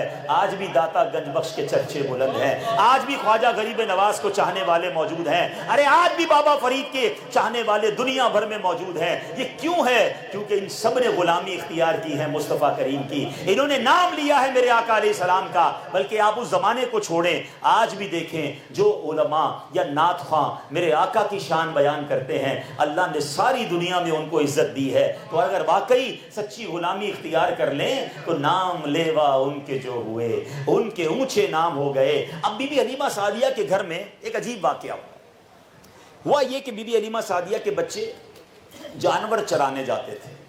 نبی پاک کی عمر مبارک کچھ مزید آگے بڑھی تو عرض کرتے ہیں، فرماتے ہیں کہ میں نے بھی جانور چرانے اپنے بھائی بہنوں کے ساتھ جانا، آپ بھی چلے گئے بکریوں کے ساتھ۔ اب ہوا یہ کہ ایک دن بی بی حلیمہ سعدیہ کے بچے دوڑتے ہوئے آئے، خوف زدہ، کہتے ہیں امی جان ہمارے بھائی محمد صلی اللہ علیہ وسلم کے ساتھ بڑا عجیب واقعہ ہوا ہے، 3-4 لوگ آئے، انہوں نے لٹایا اور آپ کے سینے کو چیر دیا۔ بی بی حلیمہ بہت ڈر گئی کہ یہ تو امانت ہے، میں تو بی بی آمنہ سے لے کر آئی ہوں، کیا جواب دوں گی؟ دوڑتی بھی گئی۔ دیکھا تو نبی پاک علیہ السلام ایک جگہ بیٹھے، پیارے آقا سے پوچھا کیا ہوا؟ تو کہا کچھ لوگ آئے تھے، میرا سینہ چیرا گیا اور اس میں کچھ داخل کیا گیا اور اسے بند کر دیا گیا۔ میرے پیارے اسلامی بھائیوں، آج سائنس نے بڑی ترقی کی ہے، اوپن ہارٹ سرجری ہوتی ہے، کہتے ہیں جناب دل کو نکالا جاتا ہے اور اس کے اندر جناب جو کمی ہے اس کو پورا کیا جاتا ہے، مگر درد بھی ہوتا ہے، نشان بھی ہوتا ہے، خون بھی نکلتا ہے۔ مگر یہ کیسی اوپن ہارٹ سرجری تھی، سینہ اقدس پر کوئی نشان نہیں ہے، کوئی درد نہیں ہے۔ اب اس کی تفصیل کیا ہے؟ یہ ہوا تھا شق صدر، یہ فرشتوں نے سینہ کھولا تھا اور نبی پاک کے سینہ اقدس میں نور داخل کیا تھا۔ یہ وہ معجزہ ہے، یہ وہ کمال ہے میرے آقا علیہ السلام کا جو 4 بار ہوا ہے۔ یاد رکھیے نبی پاک کا شق صدر 4 بار ہوا۔ ایک تو جب بی بی حلیمہ سعدیہ کے آپ یہاں تھے، 2-3 سال کی عمر ہے، 4 سال کی عمر ہے، اور ایک 10 سال کی عمر میں ہوا، اور ایک جب نبی پاک پر پہلی وحی نازل ہونی تھی، قرآن پاک نازل ہونا تھا، اور چوتھی بار جب میرے آقا کو رب کی بارگاہ میں معراج کی رات دیدار کرنے جانا تھا۔ اچھا، ان چاروں شق صدر کی وجہ بھی علماء نے بیان کی کہ بچپن میں شق صدر اس لیے ہوا کہ بچپن میں بچہ کھیل کود کی طرف جاتا ہے، میرے آقا ان چیزوں سے محفوظ رہے۔ بلوغت کی عمر کے قریب 10-12 سال کی عمر میں کیوں ہوا کہ اس عمر میں نفسانی خواہشات اٹیک کرتی ہیں، نبی پاک وہاں بھی محفوظ رہے۔ پھر تیسری بار اللہ اکبر، قرآن نازل ہونا ہے۔ قرآن خود کہتا ہے کہ اگر ہم اس قرآن کو کسی پہاڑ پر نازل کرتے تو وہ ریزہ ریزہ ہو جاتا، یعنی دنیا میں کوئی جگہ نہیں تھی جہاں قرآن نازل ہو سکتا، پہاڑ سے زیادہ مضبوط جگہ کون سی ہے؟ یہ قلب مصطفیٰ کو طاقت عطا کی گئی کہ اب قرآن نبی پاک کے دل انور پر نازل ہوا، تو یہ سینہ چیر کر نور داخل کیا گیا۔ اور چوتھی بار آئے ہائے کون سا انعام ملا تھا کہ اللہ کا دیدار کرنا تھا، اور یہ وہ دیدار ہے جو دنیا میں کسی اور نے نہیں کیا۔ یاد رہے حضرت موسیٰ علیہ السلام پہاڑ پر ایک تجلی نازل ہوئی تھی تو بے ہوش ہو گئے، اور میرے آقا علیہ السلام نے سر کی آنکھوں سے اپنے رب کا دیدار فرمایا، لیکن اس تاب کو برداشت کرنے کے لیے پھر نور مصطفیٰ، قلب مصطفیٰ میں نور داخل کیا گیا۔ تو یہ 4 بار ہوا ہے، ٹھیک ہے؟ تو سوچو تو صحیح میرے آقا کا دل کیسا نورانی ہے، کیسا اجیالہ ہے۔ اعلیٰ حضرت امام اہل سنت اسی دل اقدس کی طرف اشارہ کر کے کیا پیاری التجا پیش کرتے ہیں۔ آپ لکھتے ہیں تو جو چاہے تو ابھی میل میرے دل کے دھلیں، آقا تو جو چاہے تو ابھی میل میرے دل کے دھلیں، کہ خدا دل نہیں کرتا کبھی میلا تیرا، میرے آقا کے اجیالے دل کے صدقے اے میرے اسلامی بھائیوں ہمیں بھی اپنے دل کو صاف کرنا ہے۔ میلاد کا مہینہ آ گیا ہے، ایک طرف تو تمنا کیا ہے کہ سینہ بنے مدینہ، مگر وہ سینہ کیسے مدینہ بنے گا جس سینے میں مسلمانوں کا کینہ ہے، بغض ہے، دل میں کتنی بیماریاں رکھی ہیں، حسد، تکبر، غیبت، مسلمانوں کے لیے بیڈ پلاننگز، یہ تو مسلمان نہیں ہوتا۔ ہم اس نبی کے امتی ہیں کہ جو خون کے پیاسوں کو معاف فرماتے، سلام اس پر کہ جس نے گالیاں سن کر دعائیں دی، سلام اس پر کہ جس نے خون کے پیاسوں کو قبائیں دی۔ اور آج ہم دشمنیاں پالے بیٹھے ہیں، ہم مسلمان کو معاف کرنے کے لیے تیار نہیں، خاندانی دشمنیاں، اپنے بچوں کو وصیت کرتے ہیں فلاں ماموں کے گھر نہیں جانا، فلاں چاچا کے پاس نہیں جانا ہے، فلاں خاندان والوں سے کبھی بھی رشتہ نہیں کرنا۔ ارے مسلمان ہو کر ہم کیسے امتی ہیں؟ میرے آقا دشمنیوں کو مٹانے آئے، اور آج مسلمان کے ذرا دل میں انتقام کی آگ میں جل رہا ہے۔ یہ میلاد کا مہینہ ہے، اس مہینے میں دلوں کو صاف کیجئے۔ میں نے آپ کو نبی پاک کے قلب اطہر کی نورانیت کے بارے میں بتایا، سوچئے میرا دل کیسا ہے، اور یاد رکھیے کچھ بیماریاں ایسی ہیں آج کل بڑا ڈسکس ہوتی ہے کہ یار ہارٹ ڈیزیز سے بچنا چاہیے، کولیسٹرول، ڈائبٹک اور جناب بلڈ پریشر، اچھی بات ہے، خیال کرو اپنے دل کا، اپنی صحت کا، مگر مجھے ایک بات بتائیں نا، یہ ساری بیماریاں اگر بڑھ جائیں تو کیا لے لیں گی؟ جان لے لیں گی نا، مرنا تو ویسے ہی ہے۔ لیکن جن بیماریوں کی میں بات کر رہا ہوں ان میں کچھ بیماریاں ایسی ہیں جو ایمان لے لیں گی، اور یہ میں نہیں کہتا، نبی پاک علیہ السلام نے فرماتے ہیں حسد ایمان کو مونڈ دینے والی بیماری ہے۔ حسد ایمان کو ایسے برباد کرتا ہے جیسے سرکہ شہد کو برباد کرتا ہے۔ حسد پتہ ہے کیسی بیماری ہے؟ اس کے بارے میں فرمایا کہ حسد نیکیوں کو ایسے کھا جاتا ہے جیسے آگ لکڑی کو کھا جاتی ہے۔ سردیوں میں لکڑی جلائیں تو کیا ہوتا ہے؟ لکڑی تھوڑی دیر بعد فنش، راکھ۔ اب بندہ روزے بھی رکھے، نماز بھی پڑھے، حج بھی کرے، صدقے بھی دے اور حسد بھی کرے، تو پتہ کیسا بے وقوف ہے کہ جو نیکیاں کر کے خود ہی اپنی نیکیوں کو آگ لگا رہا ہے۔ تو کتنی بری بیماری ہے۔ اب پرابلم یہ کہ کوئی اس کے بارے میں معلوم کرنے کے لیے تیار نہیں ہے، اس کے بارے میں جانتا، حالانکہ حسد کتنی بری بیماری ہے پتہ ہے؟ سب سے پہلے دنیا میں کون سا گناہ ہوا تھا؟ ہاں، آدم علیہ السلام نے جو حضرت آدم کو شیطان نے سجدہ نہیں کیا تھا، دو ہی تو پرابلم تھے، تکبر اور حسد۔ قابیل اور حابیل دو بھائی تھے نا، کیا ہوا تھا؟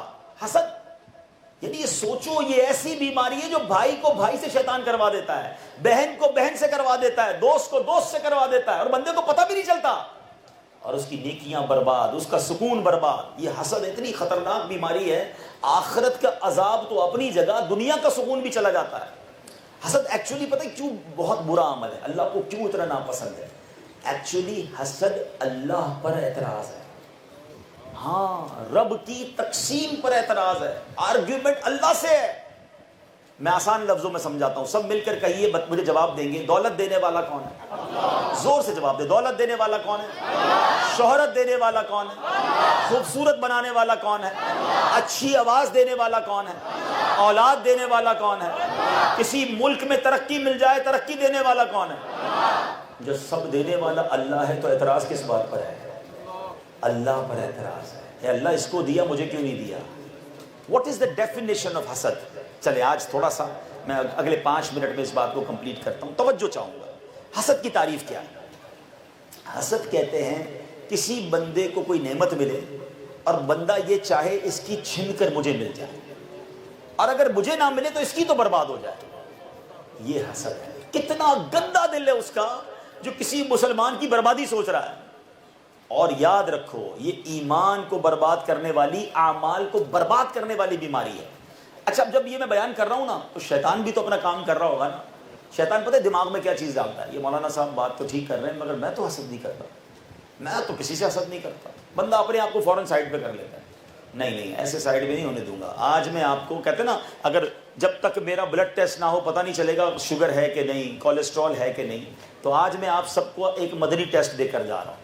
ہم سب مل کر ٹیسٹ کرتے ہیں اپنا، جواب مجھے نہیں دینا، آپ نے ایمانداری سے اپنے آپ کو جواب دینا ہے۔ بس 1-2 ٹیسٹ کرواؤں گا آپ سے، اندازہ ہو جائے گا حسد ہے کہ نہیں، پھر علاج بھی بتاؤں گا، ٹینشن نہیں لے۔ آج انشاءاللہ مدنی کلینک میں آئے ہو سمجھ لو آپ، ٹھیک ہے نا؟ انشاءاللہ آپ کو مرض بھی بتایا جائے گا اور انشاءاللہ ٹیسٹ بھی کیا جائے گا، علاج بھی کر کے جائیں گے انشاءاللہ۔ اچھا، اب ٹیسٹ کیا ہے؟ پہلے یہ سمجھ لیجئے، حسد بری بلا ہے، یہ تو مان گئے ہم، اللہ کو ناراض کرنے والا کام ہے، اعمال برباد کرنے والا، سیویئرٹی پتہ چل گئی کہ کتنا غلط کام ہے، پہلے یہ سمجھنا ضروری ہے۔ اب آئیے ٹیسٹ کی طرف۔ حسد جو ہے نا وہ ہمیشہ اس سے ہوگا جس کو میں جانتا ہوں، جس کو میں نہیں جانتا، میرا کوئی تعلق نہیں ہے، میرا اس سے حسد نہیں ہو سکتا۔ میں جرمنی میں رہ کر ٹرنڈاڈ اینڈ ٹوبیکو میں رہنے والے شخص سے حسد نہیں کر سکتا، جب جانتا ہی نہیں تو میرا اس سے کس بات کا حسد ہے؟ حسد جاننے والے سے ہوتا ہے، یا دوست سے ہوگا، رشتہ دار سے ہوگا، اپنے قریبی رہنے والوں میں، پڑوسیوں میں ہو سکتا ہے، یا آپ کی فیلڈ کا کوئی بندہ ہے، آپ ہی جیسا کام کرتا ہے، آپ کاروبار کر رہے ہیں ویسا ہی کاروبار کر رہا ہے۔ اتنا مردود شیطان عالم دین کو عالم دین سے حسد کروا دیتا ہے، نعت خواہ کو نعت خواہ سے حسد کروا دے گا، بیان کرنے والے کو بیان کرنے والے سے حسد کرائے گا، ایک امام کو دوسرے امام سے حسد کروا سکتا ہے۔ یہ نہ سوچو کہ یہ فارغ ہے، نہیں، جب نبی کے بیٹوں کو حسد کروا دیا تو میں اور آپ کیا چیز ہے؟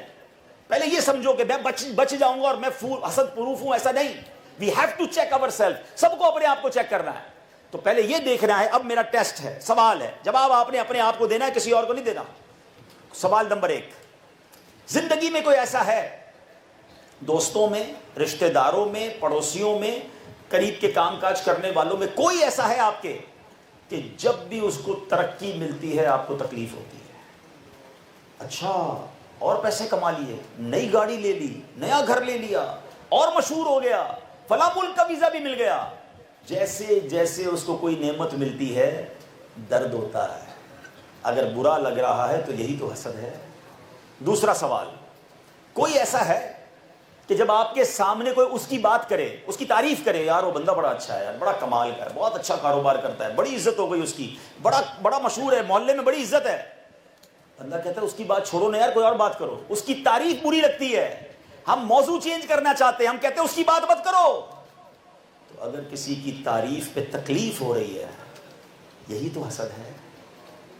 تیسرا سوال، کوئی ایسا ہے کہ جب اس کو نقصان پہنچے، کوئی آ کر بتایا یار اس کی گاڑی کا ایکسیڈنٹ ہو گیا ہے، اس کی فیکٹری میں آگ لگ گئی ہے، اس کے گاؤں میں گھر گر گیا ہے، اس کا بچے نے فلاں غلط کام کر دیا، بڑی بدنامی ہو گئی ہے، اسکینڈل ہو گیا ہے، اچھا سامنے کیا کہیں گے؟ اوئے ہوئے ہوئے بڑا افسوس ہوا، مگر دل میں لڈو پھوٹ رہے ہیں، اب میں تو چاہتا ہی یہ تھا برباد ہو جائے، اس کی آگ لگ جائے، پھر اچھا واقعی نقصان ہو گیا، غریب ہو گیا، ارے مزہ آ گیا، توبہ توبہ توبہ۔ یہ 3 سوال کا جواب اپنے آپ سے لیجئے۔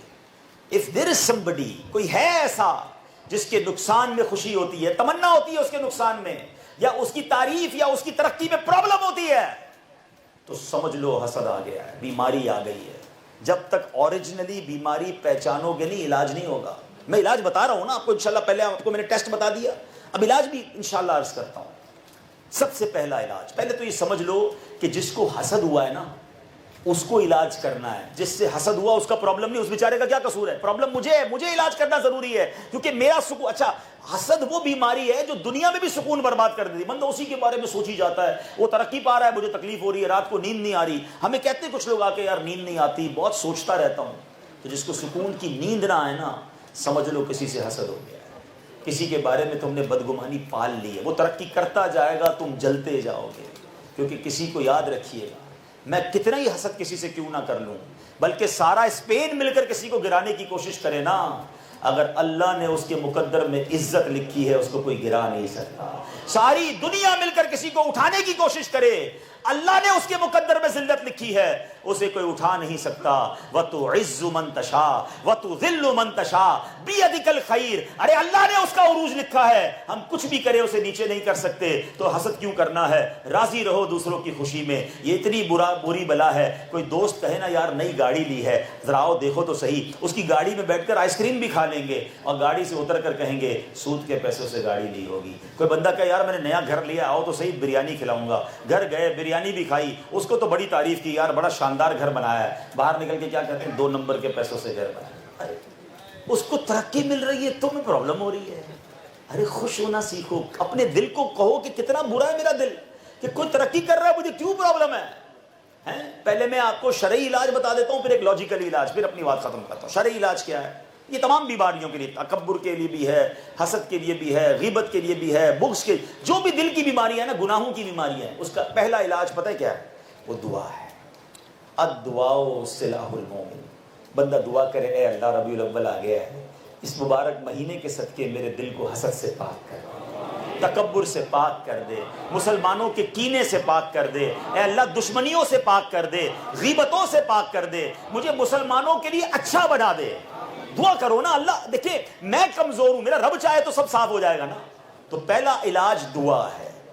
دوسرا علاج یہ تھوڑا سا مشکل ہے، اب جو علاج بتا رہا ہوں نا یہ اینٹی بائیوٹک ہے۔ کبھی کبھی ڈاکٹر انجیکشن لگاتا ہے نا، درد ہوتا ہے مگر لگواتے ہیں یار تھوڑا درد برداشت کر لو، علاج کرنا ضروری ہے۔ میں اب آپ کو انجیکشن بتا رہا ہوں۔ وہ انجیکشن یہ ہے کہ آپ کو جس سے حسد ہو گیا ہے نا، مثال کے طور پہ کسی کے شہرت سے حسد ہو گیا ہے، کسی کے مال سے حسد ہو گیا ہے، کسی کے چہرے کے خوبصورتی سے ہی حسد ہو گیا ہے، اتنا اچھا کیوں دکھتا ہے، تو اس کا حل یہ ہے کہ آپ اس کے لیے خود دعا کرنا شروع کریں، اے اللہ اس کے مال میں برکت دے۔ کسی کی شہرت سے حسد ہو گیا ہے، اے اللہ اس کی شہرت میں اضافہ کر دے۔ کسی کے چہرے سے حسد ہے، اللہ اس کے حسن میں اور برکت دے۔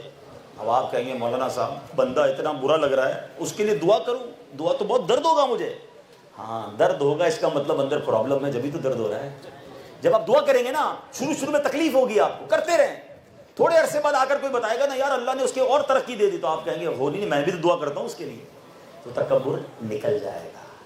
تیسرا طریقہ علماء نے لکھا کہ جس سے حسد ہے، جس سے پرابلم ہے، اس کو تحفہ دے۔ کیوں؟ حدیث میں تحفہ دو محبت بڑھے گی۔ اچھا سا تحفہ لے کے جائیں، آپ کہیں یار مجھے اس کا چہرہ پسند نہیں، اس کو تحفہ دو۔ ہاں حسد مجھے اس کو نہیں ہے، مجھے اپنے دل سے صاف کرنا ہے نا، تو تحفہ اس نیت سے دے کہ اللہ میرے دل میں جو اس کے لیے حسد ہے نا وہ دور ہو جائے، تاکہ میں اپنے سکون میں آ جاؤں، میری نیکیاں بچ جائیں، برباد نہ ہو۔ تو انشاءاللہ تحفہ دینے سے بھی حسد ختم ہوگا، محبت بڑھے گی۔ ہاں ایک بات کر دوں، بعض اوقات بڑے نادان لوگ ہوتے ہیں، وہ جا کر کہیں بھائی وہ میں گیا تھا اجتماع میں سنا جس سے حسد ہو اس کو تحفہ دینا چاہیے، مجھے آپ سے حسد ہو گیا تھا تحفہ لے کر آیا ہوں۔ اور اینج نہ کر دینا، اور بڑا مسئلہ ہو جائے گا۔ تھوڑے عقل مند بنو، بلکہ تھوڑے دنوں تک تو آپس میں جو اجتماع میں آئے تحفہ نہیں دینا ایک دوسرے کو، لوگ سمجھ جائیں گے بھائی وہ بیان سنا تھا یہ تحفہ لے کر آیا، کوئی گڑبڑ ہے، تھوڑے دنوں بعد دے دینا، ٹھیک ہے۔ لیکن حسد صاف کرنا ہے، مجھے کرنا ہے، میرا پرابلم ہے، ٹھیک ہے۔ ہاں یہ تو ہو گئے میں نے روحانی اور اسلامک وے سے علاج بتا۔ اب ایک لاجیکلی بات کر دیتا ہوں، عقل مند میری بات پک کر لیں گے، آپ کو کبھی زندگی میں حسد نہیں ہوگا اگر جو میں جملے کہنے جا رہا ہوں آپ سمجھ جائیں۔ مثال دیتا ہوں، ہمارے اسید بھائی بیٹھے ہیں ماشاءاللہ، یورپ کے ایران ہیں، میں حسید بھائی کو 2000 یورو دوں اور اس میں 100 کے نوٹ ہوں، اور اسید بھائی کو کہوں اسید بھائی ذرا ادھر سے سب کو بانٹنا شروع کریں۔ اچھا جیسے ہی اسید بھائی کھڑے ہوں تو ادھر والے لوگ کہیں یار عبدالحمید بھائی نے تو کہا 2000 یورو ہیں، 100 کے نوٹ ہیں، 20 بندوں کے بعد تو ساڑھی باری نہیں آنی، تو ادھر کا کوئی اسلام پہ جمپ کرے، جلدی سے آئے، 20 نوٹ ختم ہونے سے پہلے اسید بھائی سے لے لے تاکہ میں رہ نہ جاؤں۔ لاجیکلی سمجھ آتا ہے کہ جب ہیں ہی 2000 یورو، بندے اتنے سارے ہیں تو اسید بھائی کے پیسے ختم ہو جائیں گے اور باقی لوگ رہ جائیں گے، یہ دنیاوی طور پہ سمجھ آتا ہے نا۔ مگر جو میں نے اسید بھائی کی مثال دی نا، ان کے پاس جو لمٹ پیسے ہیں وہ لمیٹڈ ہیں، نعمتیں اس کی لمٹ ہے، میرے رب کے خزانوں کی کوئی لمٹ نہیں ہے۔ یہ کیوں سمجھتے ہو کہ اللہ نے اس کو دے دیا ہے تو مجھے نہیں مل سکتا، اس کا چھن کر مجھے ملے، اس کا برباد ہو جائے پھر مجھے ملے، یہ کیوں سوچتے ہو؟ پتہ ہے کیا دعا کیا کرو، اے اللہ اس کو مال دیا ہے مجھے بھی دے دے، اے اللہ اس کو عزت دی ہے مجھے بھی دے دے، اے اللہ اس کو شہرت دی ہے مجھے بھی عطا کر دے، اے اللہ اتنی پیاری آواز اس کو دی ہے مجھے بھی دے دے، اے اللہ اس کی مال میں اور برکت کر دے، تیرے خزانے ختم ہونے والے نہیں۔ ارے جب سے دنیا بنی ہے میرا رب بانٹے جا رہا ہے، اس کے خزانوں میں کمی نہیں آئی اور وہ کمی آنی بھی نہیں ہے۔ اپنا دل کیوں چھوٹا کرتے ہو کہ اس کا چھن کر ملنا چاہیے؟ اللہ سے کہو اے اللہ میرے بھائی کو اور عطا فرما، مجھے بھی عطا فرما دے۔ جس دن یہ ذہن بن گیا نا، آپ کو کسی کی ترقی میں پرابلم نہیں ہوگی، آپ کسی کا برا چاہیں گے آپ کا برا ہوگا، آپ کسی کا اچھا چاہیں اللہ آپ کا بھی اچھا کر دے گا۔ میں بچپن سے ایک جملہ سنتا رہا اور اب دہراتا رہتا ہوں، آپ بھی دہراؤ، اسے یاد کر لو، آسان ہو جائے گی زندگی۔ اور وہ جملہ کیا ہے؟ سب کا بھلا، سب کی خیر، سب کے بھلے میں اپنی خیر۔ مل کر کہو سب کا بھلا، سب کے بھلے میں، ہاں سب کے بھلے کا سوچو، مزہ کیا کرو، انجوائے کیا کرو یار۔ کوئی آ کر کہے پتہ چلا وہ اسلامی بھائی اس کو اللہ پاک نے بڑی ترقی دے دی، اچھا ماشاءاللہ اللہ اور ترقی دے، یار اس کا پاسپورٹ بن گیا، اچھا ماشاءاللہ اللہ اور ترقی دے، اس نے نئی دکان کھول لی، مرحبا اللہ اور کیا۔ تمہیں پرابلم کیا؟ دعا میں بھی کنجوسی کر رہے ہو کہ نہیں یار اس کے لیے دعا کر دوں گا اس کو اور مل جائے گا۔ ارے بھائی دعا تو رچ کے مانگو، اللہ اس کو دنیا میں بھی دے، اس کو آخرت میں بھی دے، اے اللہ میرے بھائی کو بھی دے اور مجھے بھی عطا فرما۔ بس آج اس اجتماع کی برکت سے ایک نیت کر کے جانا، دل میں حسد نہیں پالنا ہے، آپ ریلیکس ہو جاؤ گے، یقین کرو زندگی کا لطف اٹھاؤ گے آپ۔ بھائی بھائی پریشان ہیں، بہن بہن پریشان ہیں، خاندان میں حسد پالے ہوئے ہیں، دشمنیاں پالی ہوئی ہیں. یار رحمت للعالمین کے امتی ہو کر ہم دلوں میں ایسی گندگیاں پالیں گے؟ نہیں. بس آج سے دل صاف، مل جل کر. اگر آخری بات کہہ دوں، اگر میرا کوئی بھائی ایسا بیٹھا ہے یا مجھے لائیو سن رہے ہیں، آپ نے کسی سے دشمنی رکھی ہے، کسی خاندان والے کسی دوست سے بات چیت بند کی ہوئی ہے، رشتہ داروں سے بات چیت بند کی ہوئی ہے، خوشیوں کا مہینہ ہے، میں ہاتھ جوڑتا ہوں، ختم کرو یار، جوڑ لو.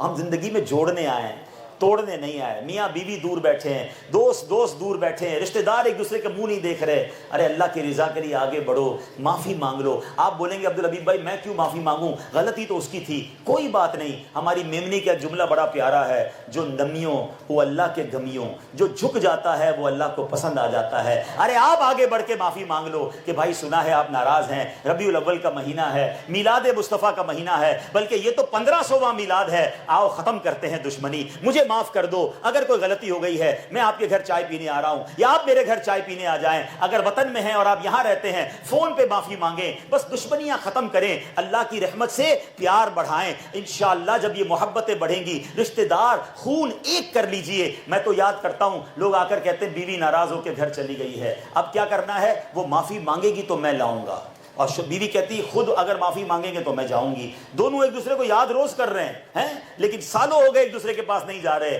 ارے ایک سوری کی وجہ سے دو پیار کرنے والے کیوں دور بیٹھے ہو، دو دوست کیوں دور ہو گئے، دو رشتہ دار کیوں دور ہو گئے؟ ارے آپ آگے بڑھ کے معافی مانگو اور کوئی بات نہیں، رشتہ داری کو جوڑ لو. انشاءاللہ جو تم پر ظلم کرے تم اسے معاف کرو. حدیث پاک میں آتا ہے جو تم سے توڑے تم اس سے جوڑو، جو تم پر ظلم کرے تم اسے معاف کرو، جو قطع تعلق کرے، جو تمہیں محروم کرے تم اسے عطا کرو. جو اس پہ یہ 3 عادتیں ہوں گی اللہ اسے جنت میں گھر عطا فرمائے.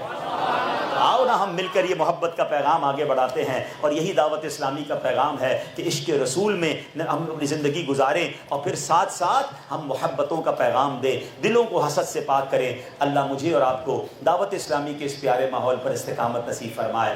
دعوت اسلامی کے اجتماعات میں آتے رہیں، قافلوں میں سفر کریں. اور ہاں میں نے شروع میں ایک نیت کروائی تھی کہ پیارے آقا کو میلاد کا تحفہ دینا ہے تو روزانہ 1500 بار درود پڑھنا ہے. ایک اور تحفہ بھی تھا، تحفے تو بہت سارے دینے چاہیے مگر ایک تحفہ اسپیشل وہ تیار کر لیتے ہیں. اچھا دنیا میں کیا دستور ہے، جس کی برتھ ڈے ہوتی ہے نا اس کی پسند کا تحفہ دیتے ہیں. بچے کی برتھ ڈے ہو تو بندہ معلوم کرتا ہے یار کون سا کھلونا پسند ہے اس کو، کون سا چاکلیٹ پسند ہے، بندہ وہی دیتا ہے. بڑے کا ہو تو یار یہ خوشبو کون سی لگاتے ہیں یا یہ کپڑے کون سے پسند، بندہ اچھے دوست کے لیے اس کی پسند کا تحفہ دیتا ہے نا.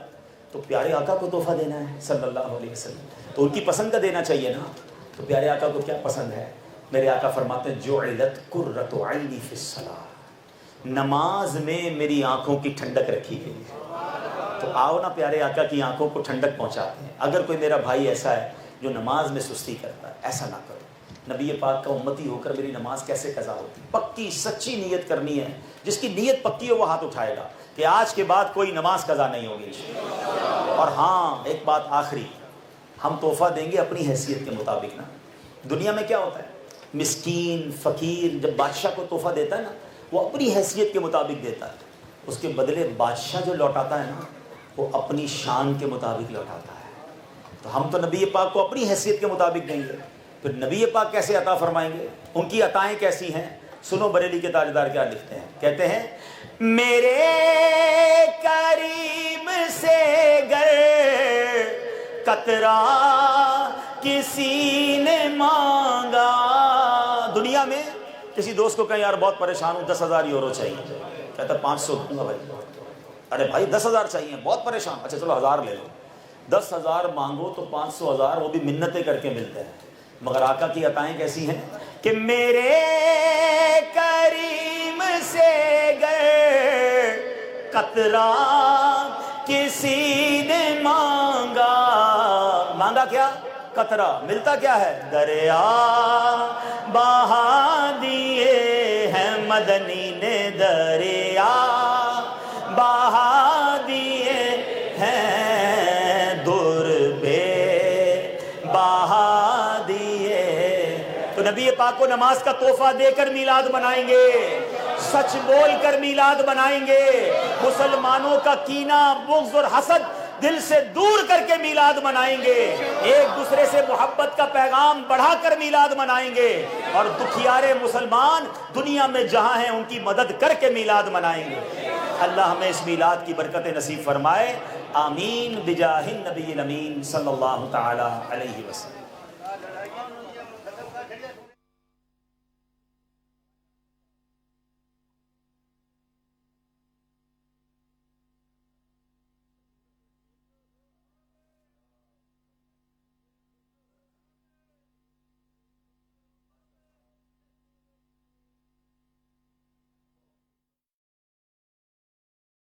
میں مبلغ بنوں سنتوں کا، خوب چرچا کروں سنتوں کا، ہو کرم بہر خاک مدینہ۔ آ گیا میلاد کا موسم سہانا ہے۔